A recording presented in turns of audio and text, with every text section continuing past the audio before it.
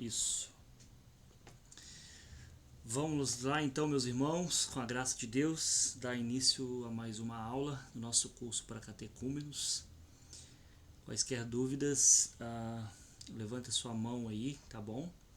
Não deixe de perguntar. E nós vamos orar. Deixa eu ver essa luz aqui.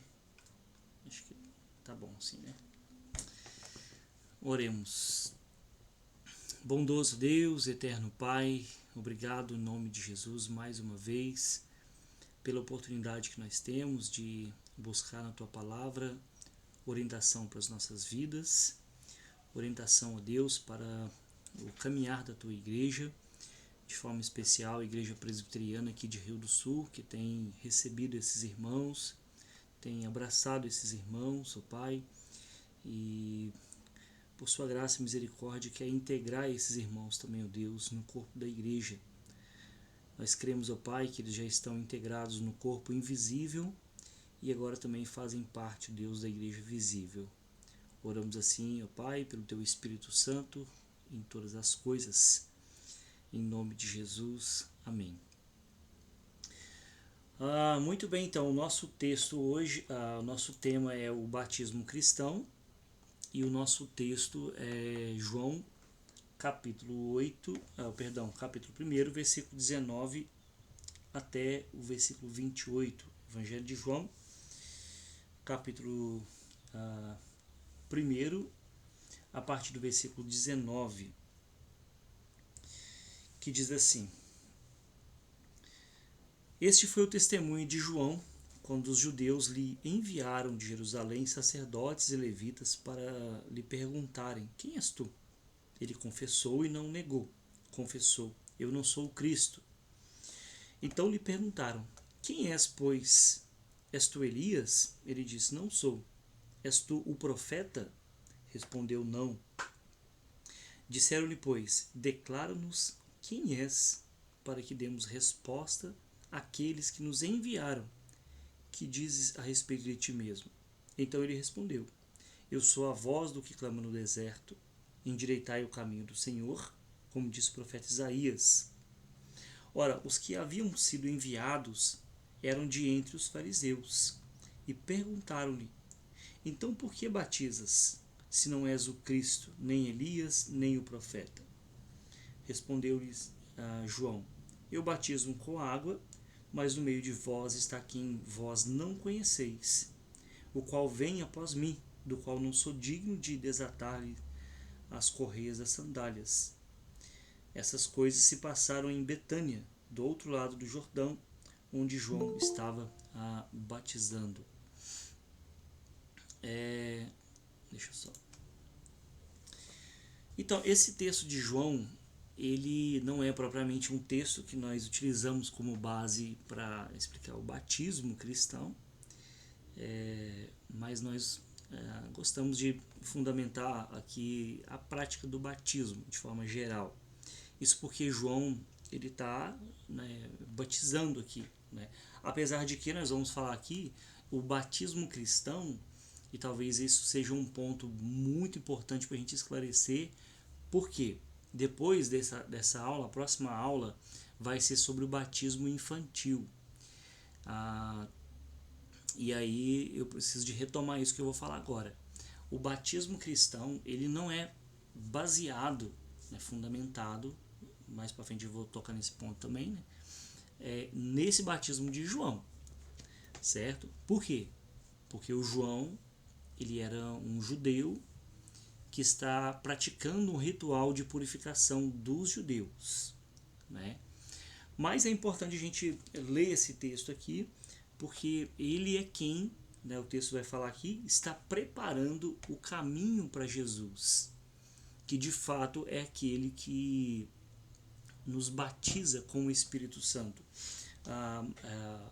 No Evangelho de Mateus, esse texto está um pouco mais completo, vamos assim dizer, porque lá João vai dizer que Jesus é aquele que batiza com o Espírito Santo e com fogo, significando que Jesus é aquele que salva e também condena. Batizar com o Espírito Santo significa salvar e batizar com fogo significa a condenação, certo? Então o nosso tema hoje é esse tema do batismo cristão, que tem algumas divergências, justamente porque vocês vão se lembrar que quando nós falamos sobre a igreja presbiteriana, eu mencionei o fato de que existem crenças que são de toda a cristandade, seja o cristão, né, na sua vertente católica ou protestante, ele acredita, como a doutrina da Trindade, o nascimento de Jesus, a virgindade de Maria, né? Jesus nascendo a partir de uma virgem, não a virgindade perpétua, né? Porque isso é só coisa de católico, né? Mas a ressurreição de Jesus, e são crenças gerais. Agora existem crenças que são particulares do protestantismo e algumas que são particulares das igrejas reformadas. Uma delas é a questão do batismo. Nós batizamos, por exemplo, vamos falar aqui por aspersão e não por imersão, certo? Mas vamos lá então, né? A gente vai tocando nesses pontos aqui que são importantes, né? Nós já trabalhamos esse ponto aqui de que a igreja ela é uma organização instituída por Deus para quê? Para arrebanhar o povo de Deus. E o batismo ele é a porta de entrada nessa instituição, nessa organização que Deus instituiu. Então, a Confissão de Fé de Westminster ela vai dizer o seguinte: o batismo é um sacramento do Novo Testamento instituído por Jesus Cristo, não só para solenemente admitir na igreja a pessoa batizada, mas também para servir-lhes de sinal e selo do pacto da graça. Que mais? De sua união com Cristo, da regeneração, da remissão dos pecados e também da sua consagração a Deus por Jesus Cristo, a fim de andar em novidade de vida. Então, no batismo, o crente faz um juramento de fidelidade a Cristo até a morte. É claro que a criança que é batizada ela não faz esse juramento. Quem faz o juramento são os pais, né?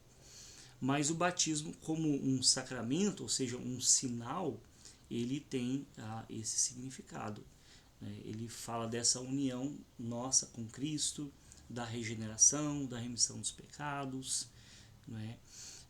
E também desse andar em novidade de vida, uma vez que nós temos aqui pessoas que são adultos que vão ser batizados, então a eles é esperado que tenham consciência disso, de que precisam andar em novidade de vida. As crianças, isso vai ser o próximo estudo, né? Compete que os pais façam um compromisso por elas. Né? A elas ainda não é cobrado porque elas, né, não têm consciência disso. Por isso, quem faz o juramento no batismo de criança são os pais. Então, o que é sacramento? Né? Eu destaquei no primeiro ponto ali que o batismo é um sacramento. Essa palavra sacramento ela não está na Bíblia. Veja bem, gente, existem palavras que nós utilizamos no campo da teologia que elas não estão propriamente na Bíblia. Uma delas nós falamos bem no início dos nossos estudos é a palavra trindade.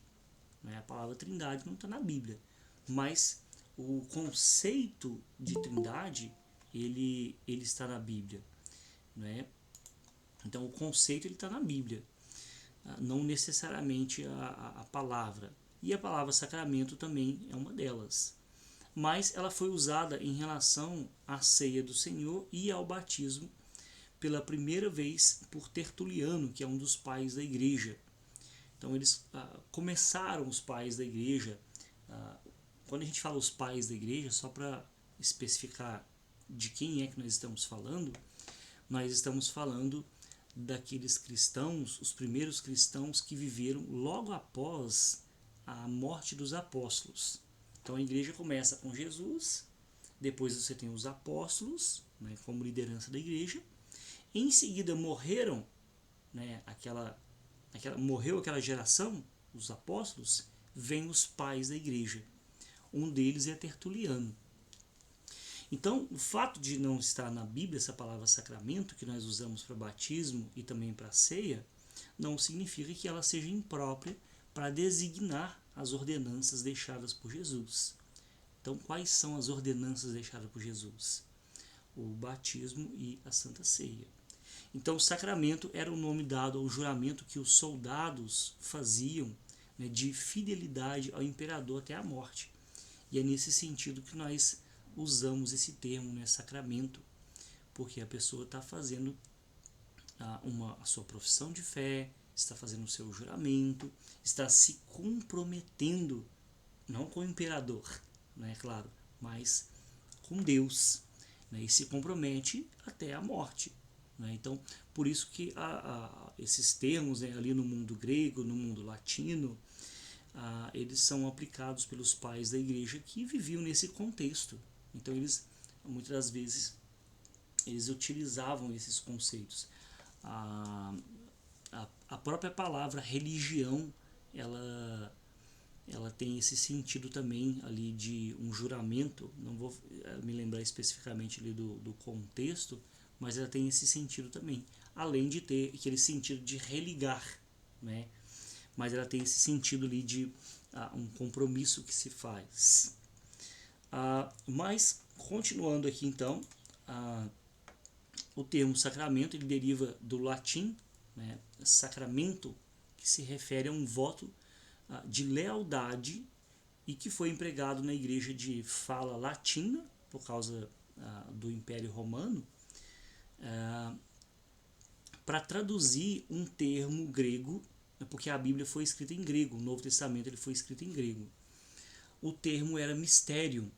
Então, no mundo de fala grega, utilizava-se esse termo para se referir normalmente à escritura, ao batismo e alguns outros ritos que a igreja tinha. Então, qual que era a palavra grega para se referir a essas ordenanças que a igreja tinha? Era a palavra mistério. E quando você traduzia para o latim, era a palavra sacramento. Santo Agostinho, né, que viveu ali de 354 a 430, ele definiu um sacramento como a forma visível de uma graça invisível. Então, todas as vezes que nós falamos de batismo, de Santa Ceia, nosso caso hoje aqui batismo, a gente está falando de uma forma visível de uma graça invisível.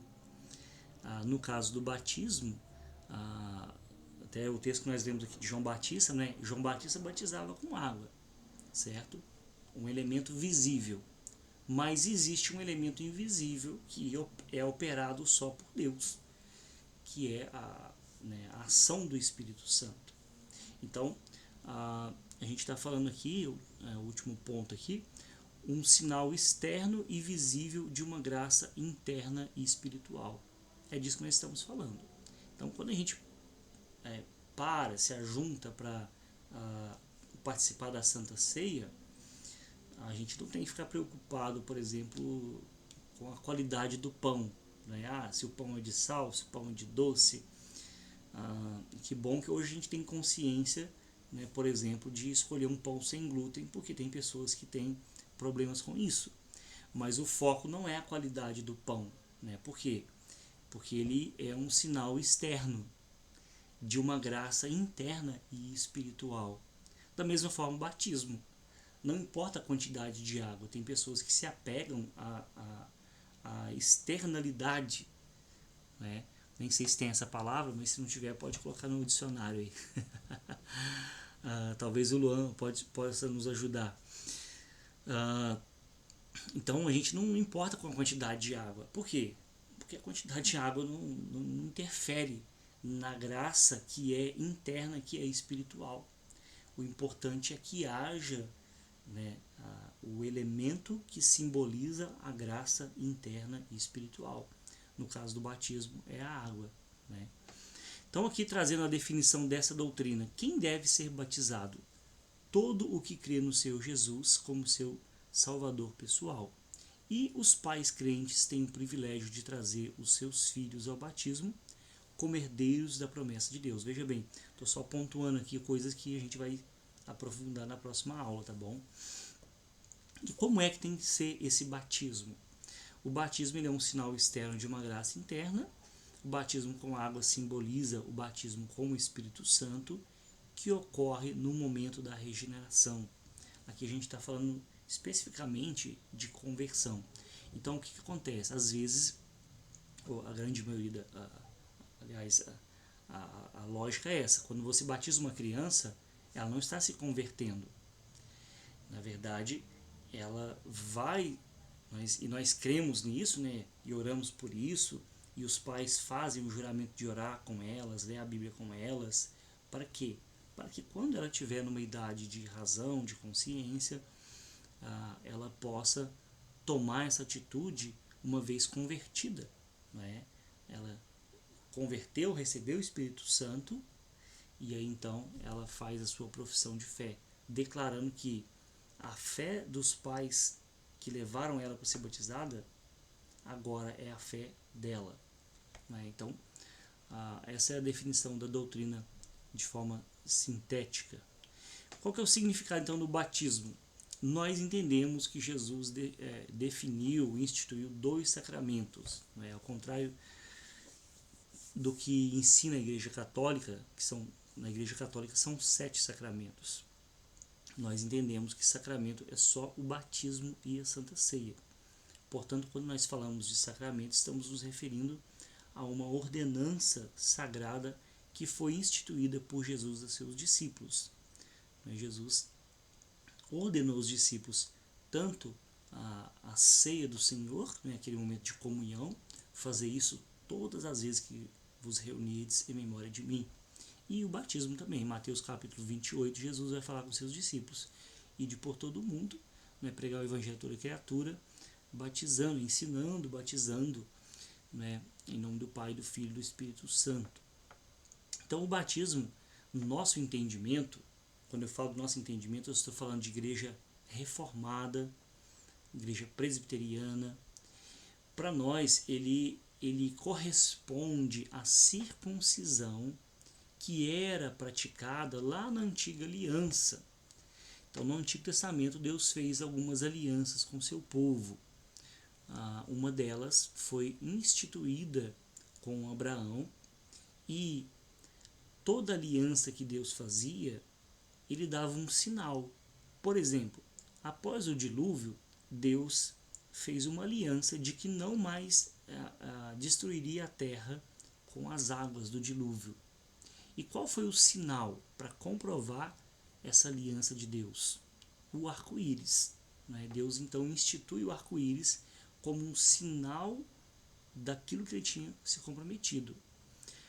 Com respeito à aliança que Deus faz com Abraão, de que ele seria o pai de muitas nações, o sinal dessa aliança é a circuncisão.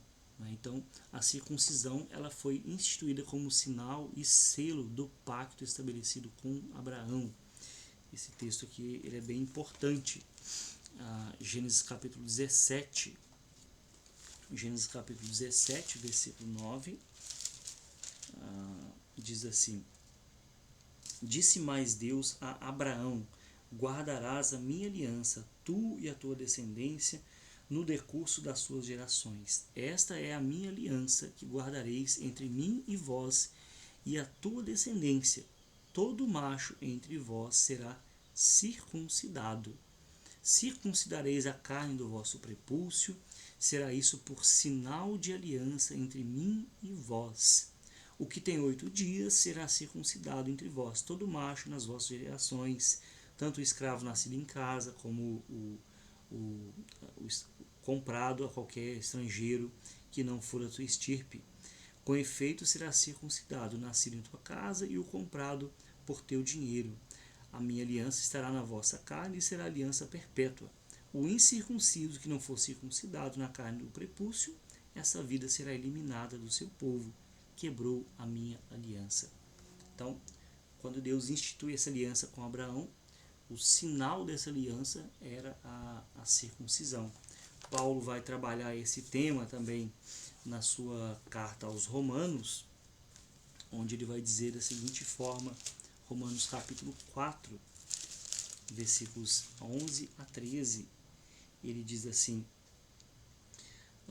e recebeu o sinal da circuncisão como selo da justiça da fé que teve quando ainda incircunciso, para vir a ser o pai de todos os que creem, embora não circuncidados, a fim de que lhes fosse imputada a justiça.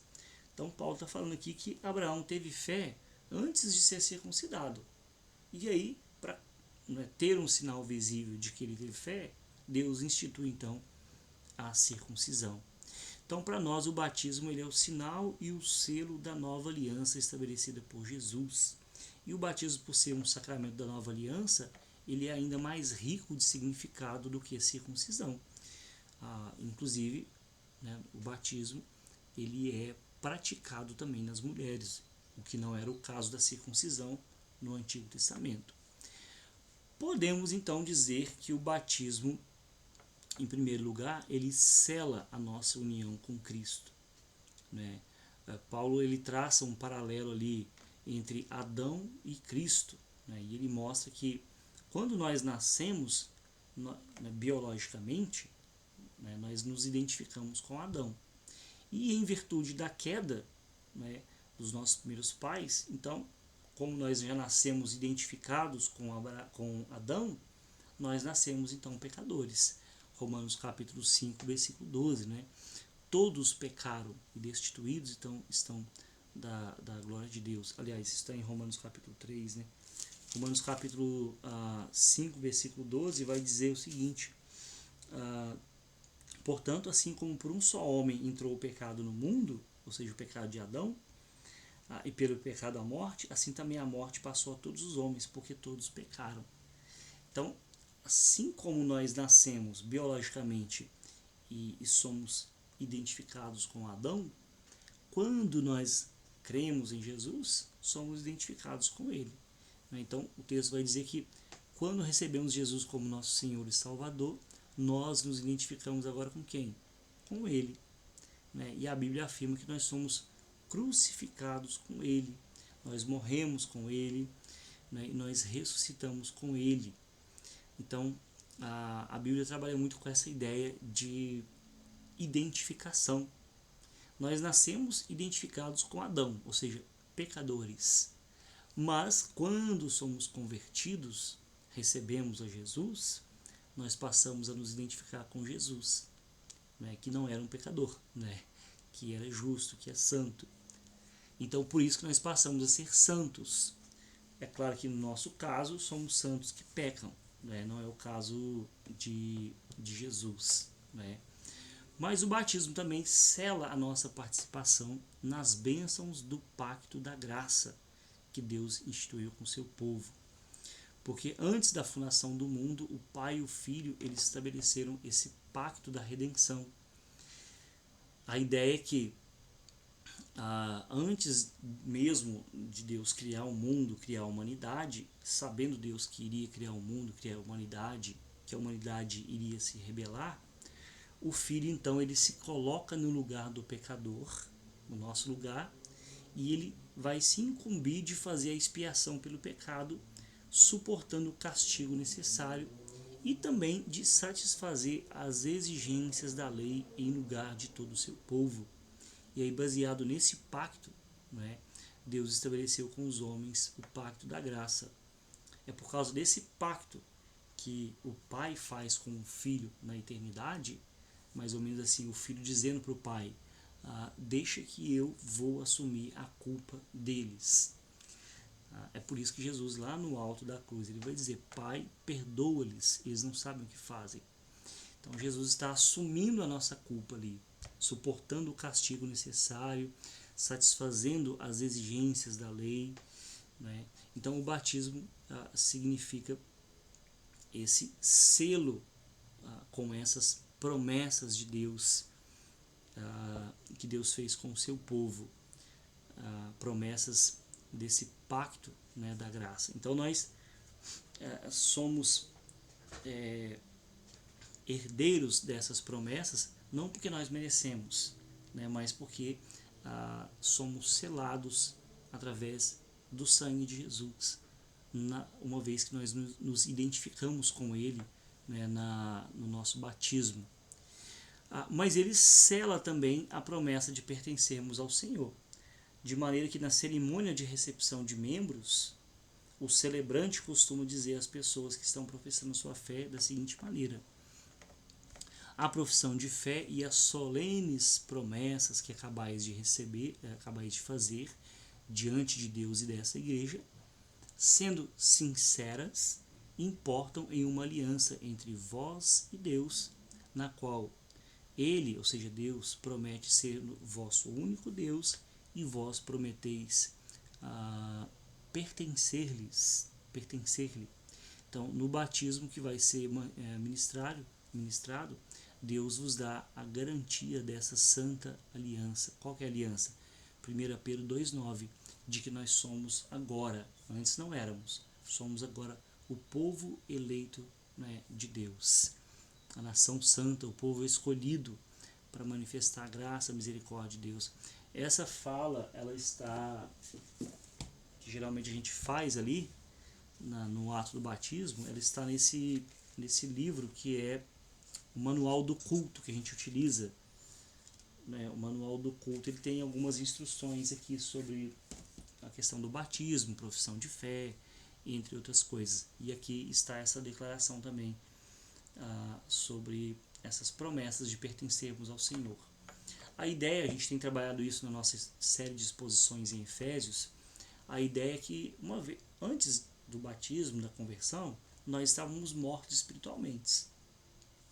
Depois da conversão, a gente entende que a conversão ela vem antes do batismo, o batismo nas águas, né? Então, uma vez que você se converte, isso estou falando do adulto, é claro, né?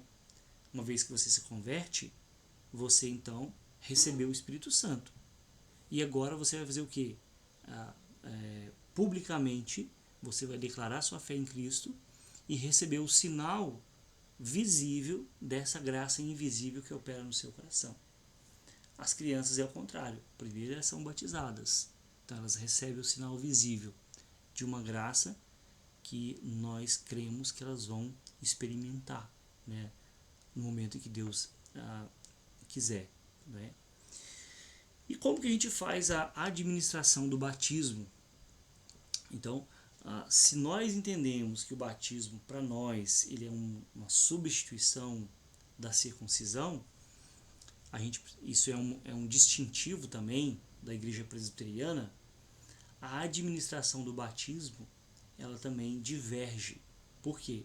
Existem 3 formas de ministrar o batismo. Aspersão é o que a gente faz, imersão é o que a grande maioria das igrejas evangélicas fazem, a gente dá uma mergulhada na pessoa ali, né?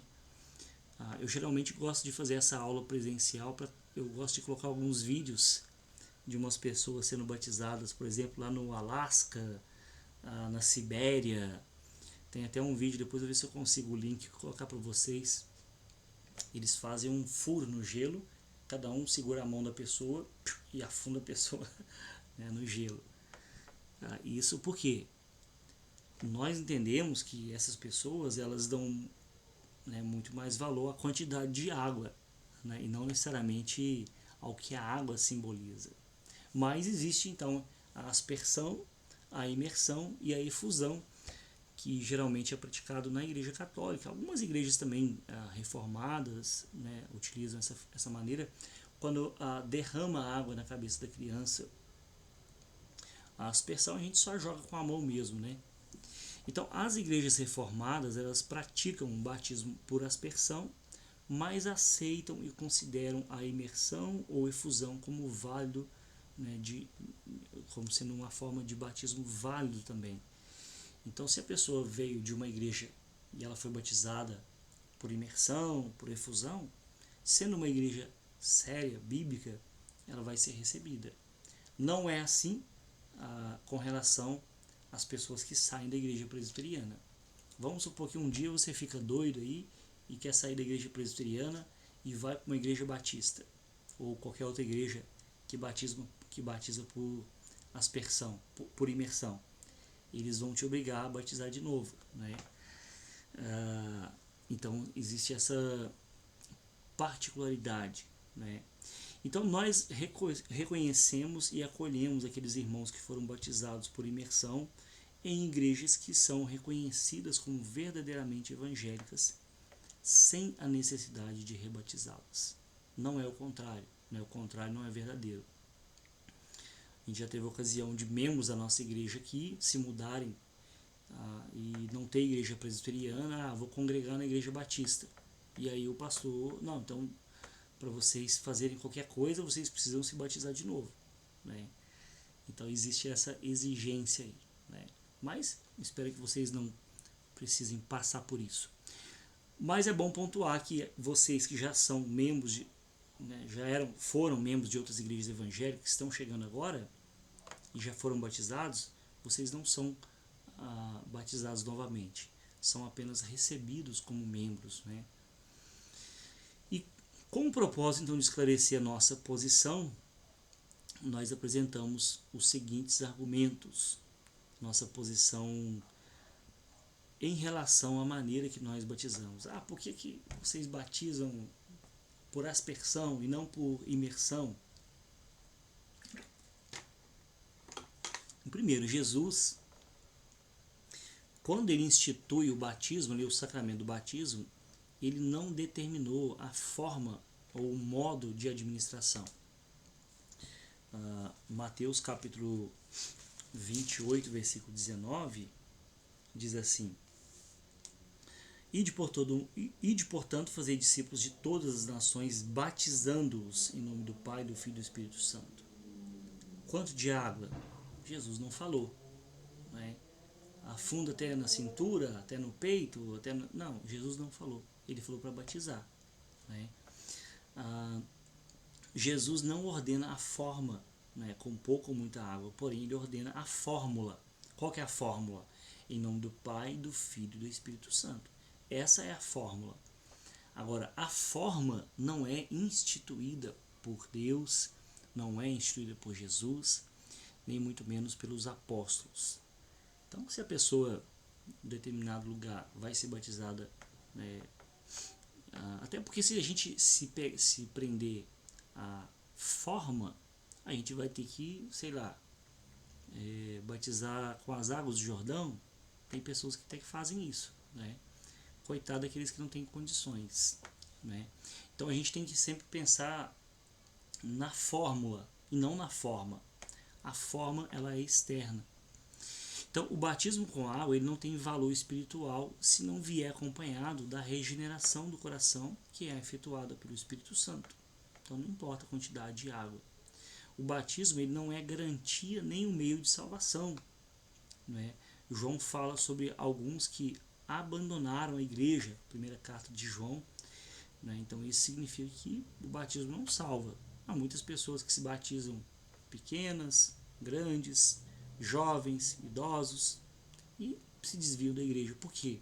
Porque não é a quantidade de água, né? É o batismo no coração que nos garante a salvação.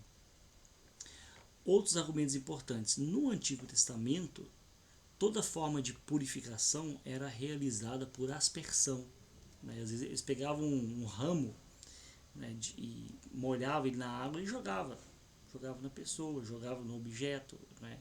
Seja lá o que for que eles faziam na cerimônia de purificação. Então todas essas purificações por aspersão são chamadas de batismo no Novo Testamento. Isso porque essa palavra batismo, ela foi usada nos clássicos, né, da língua grega com o significado de mergulhar, afundar e imergir, né? Isso nos textos clássicos, né? Só que no texto bíblico, que é chamado de grego koiné, ela é aplicada com o sentido de lavar, banhar, limpar, né? Ou mesmo aspergir. Aqui tem alguns textos aqui, nós não vamos ler todos aqui, mas a ideia é que essa palavra no Novo Testamento, ela tem essa conotação, de você aspergir, de você banhar. Eu vou lavar as mãos, né? Você está a palavra utilizada é essa, batismo, né? Então, ao mesmo tempo que é uma palavra que pode ter esse sentido de mergulhar, tem também esse sentido de aspergir, né? Paulo, inclusive, fala que todos os judeus foram batizados pela nuvem e pelo mar, sem que houvesse imersão. Olha que interessante isso aqui, como que essa questão do batismo ela é muito simbólica. 1 Coríntios, capítulo 10, versículos 1 e 2. Eu acho que muitas pessoas que se apegam à forma desconsideram o simbolismo. Paulo fala assim, em 1 Coríntios 10: Ora, irmãos, não quero que ignoreis que nossos pais estiveram todos sob a mesma nuvem e todos passaram pelo mar. Como que eles passaram pelo mar? Seco, né? Deus abriu. Tendo sido todos batizados, assim na nuvem como no mar, com respeito a Moisés. Então, olha só, a ideia do batismo é esse simbolismo.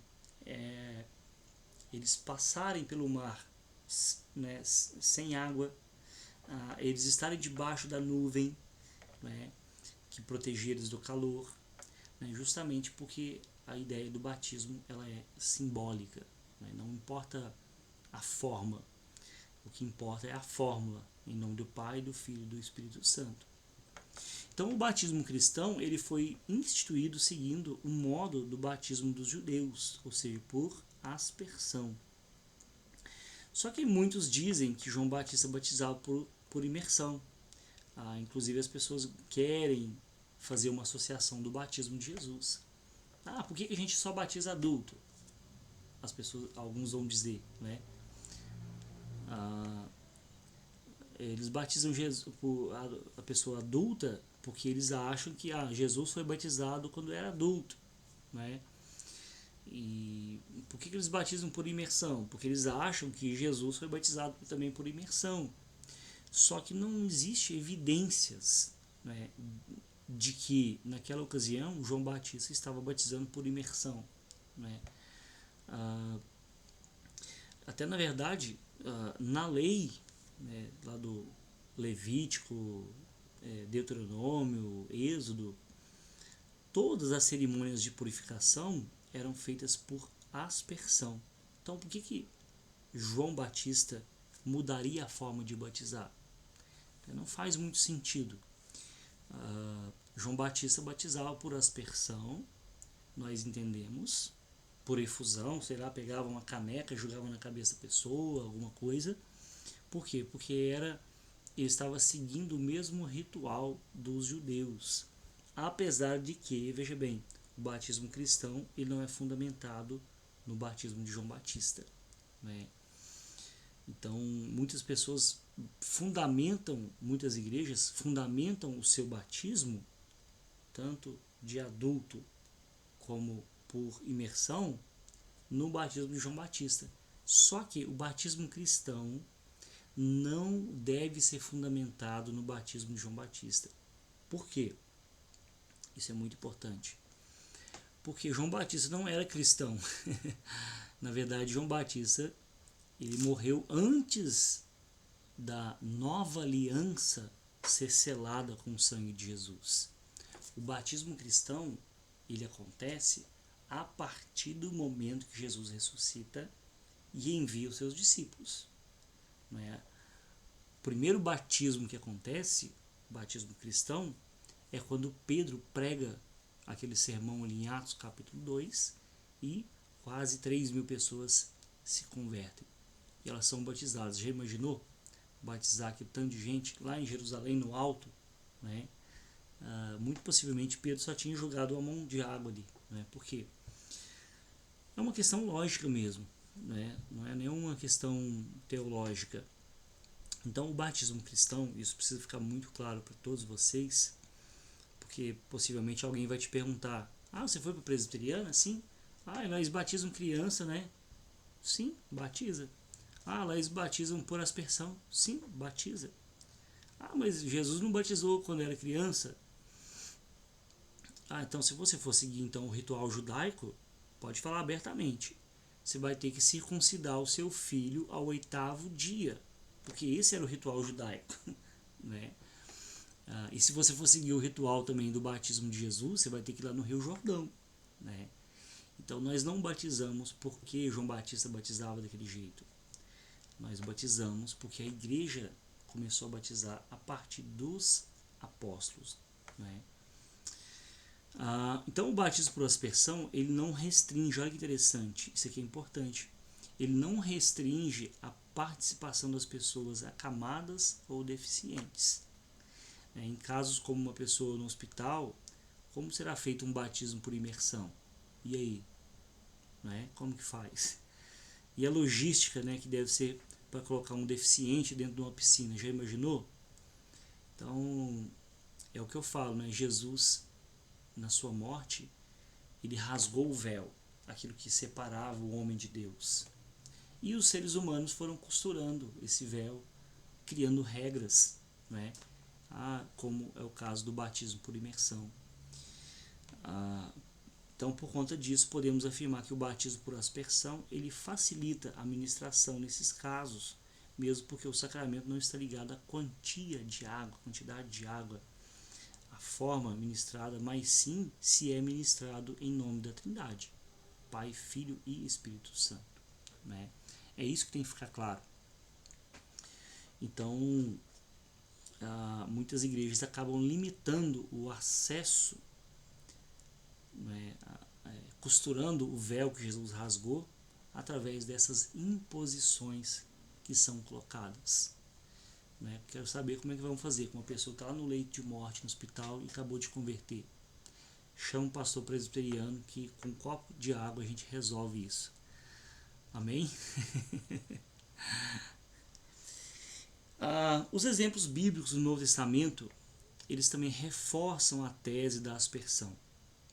Por exemplo, né, no contexto da igreja primitiva, a pessoa era batizada no lugar onde ela se convertia. Né? Alguns exemplos. Atos capítulo 2, versículo 41. Quase 3.000 pessoas são batizadas ali em Jerusalém, né, após o sermão do Pedro. E não existia ali, né, um rio em Jerusalém. Jerusalém ficava no alto. Né?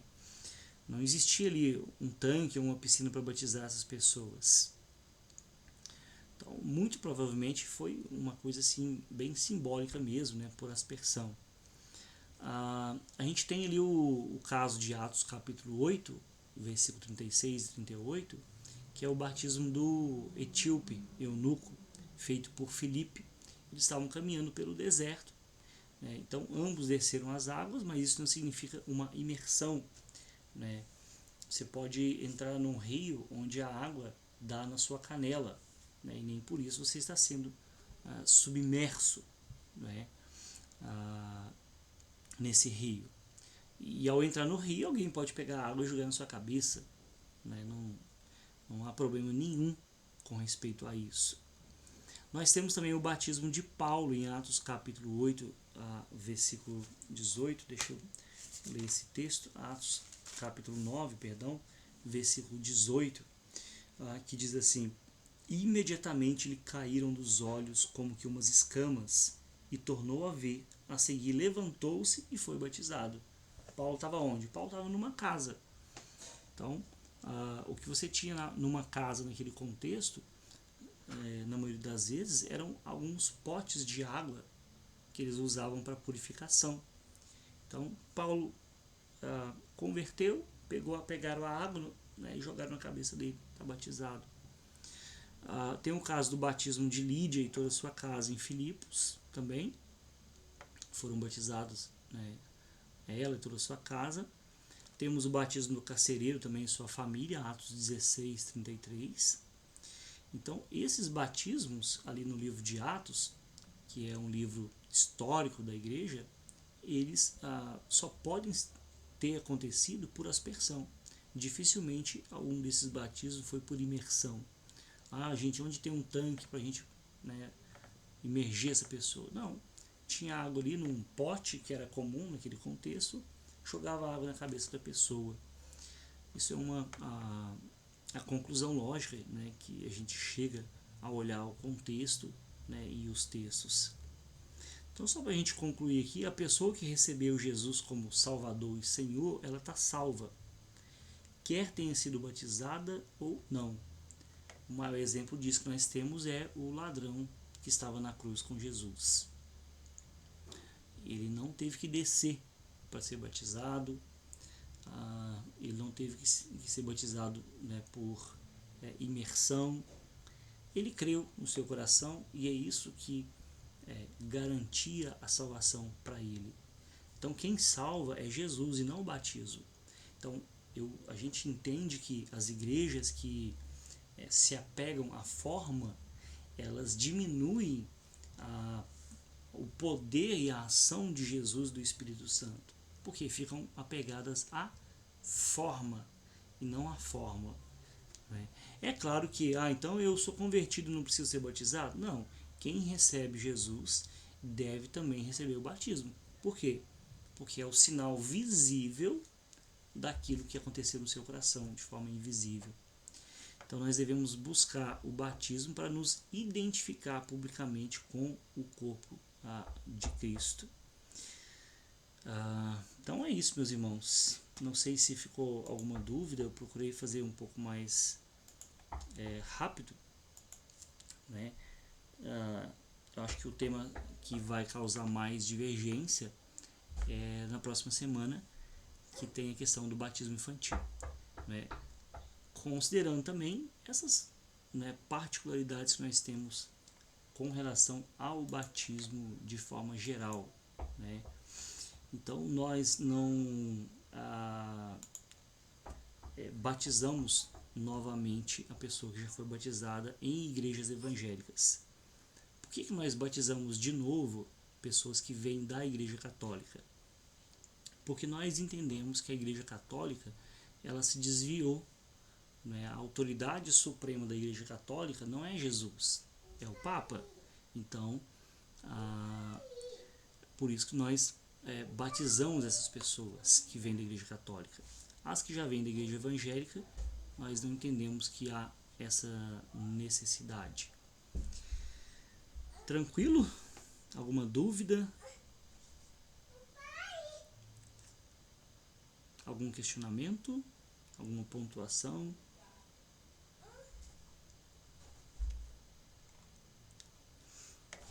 Podemos orar para encerrar?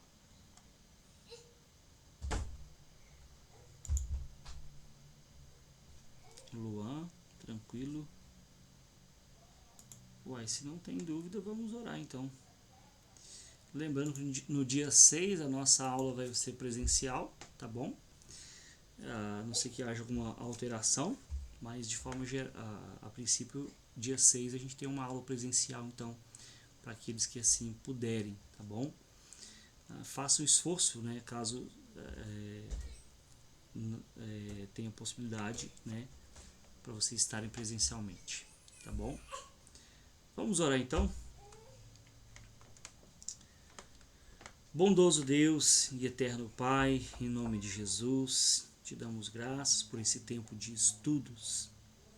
Pedimos a humildade que vem do Senhor para compreendermos os seus desígnios revelados na tua palavra, Pai. Em nome de Jesus, nós oramos agradecidos por todos aqueles que participaram desse tempo de estudos. Amém.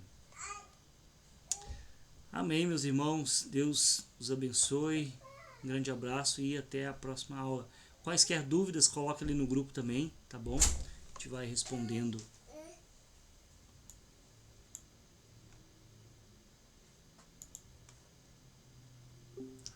Nossa, amor. Oi, filha.